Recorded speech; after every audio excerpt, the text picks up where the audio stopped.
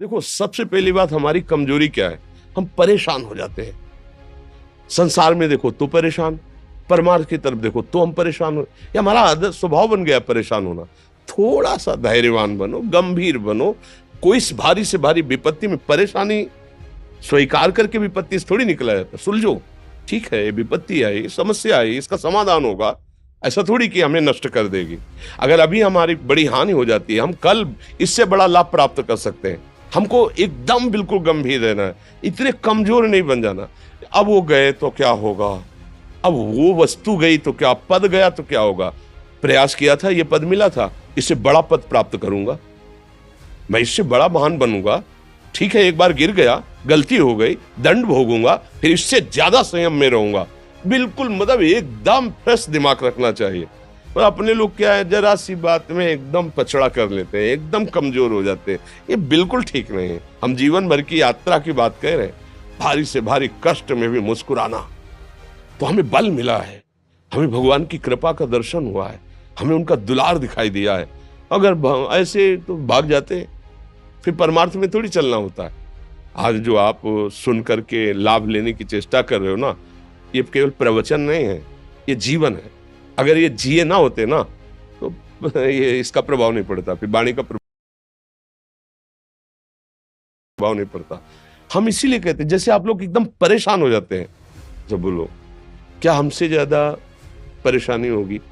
दोनों किडनी खराब, दवाई लाने के लिए पैसे नहीं, पानी रखा है हम उठ के पी नहीं सकते, भीषण शरीर में कष्ट, भीषण बुखार, क्योंकि किडनी फेल, जरा में बुखार, खाने को क्या, रोटी मांग के लाओ। अगर वहां सब्जी मिलती है तो लाल मिर्च ऐसी पड़ के मिलती थी कि वो पा नहीं सकते थे।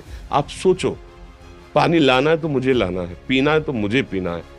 अगर मैं हारता तो कहां पहुंच जाता, क्या स्थिति होती? नहीं, मरना है, पर कदम पीछे। कोई दिन ऐसा नहीं जिस दिन सेवा ना की हो, जिस दिन सेवा ना गए हो।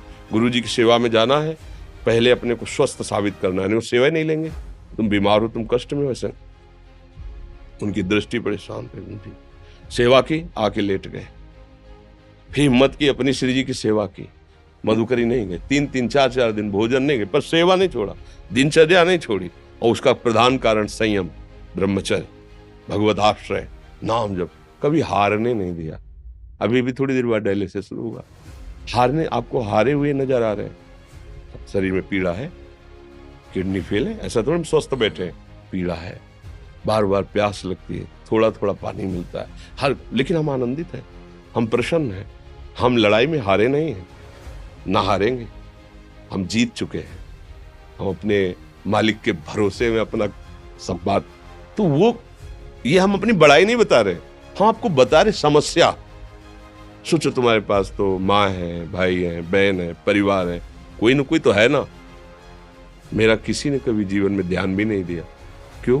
बचपन से बाबा जी बन गए, किसी से प्यार नहीं, किसी से संबंध नहीं, कोई जानकारी नहीं, हम कहाँ हैं, वो कहाँ, किसी से कोई मतलब नहीं। अच्छा, जवान साधु कौन श्रद्धा करे?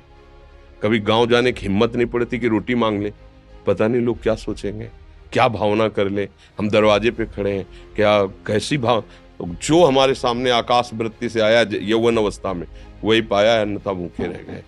जब हम हर समय अपने को विवेक के द्वारा सावधान रखे, तो हम कभी निराश नहीं हुए, कभी उदास नहीं हुए, कभी ऐसा नहीं लगा कि यार हम दुखी, कभी नहीं लगा। उसी का फल है कि उस सुख का संकेत मिल गया जहां दुख की निशानी भी नहीं। वही उसी के बच्चे हो, हम सब उसी धातु से बने हुए हैं। हम इतना क्यों परेशान हो जाते हैं? हम ये देखते हैं, अपने लोग थोड़ी बात बिगड़ गई परेशान, नहीं बिगड़ी तो बिगड़ जाने की संभावना में परेशान है। आज सुख है, लेकिन कल सुख छिन जाएगा, तो हम आज के सुख में सुखी ना होकर कल के दुख की आने की संभावना में हम भयभीत हो। मतलब क्या हमारी सोच रह गई? हमको इतना बलवान बनना है कि सुख और दुख दोनों हमको छू न सके। भारी से भारी सुख की व्यवस्था है तो अहंकार नहीं, हर्षित होकर किसी का अपमान न करे कि हम धनी, हम पदाधिकारी, अमुक।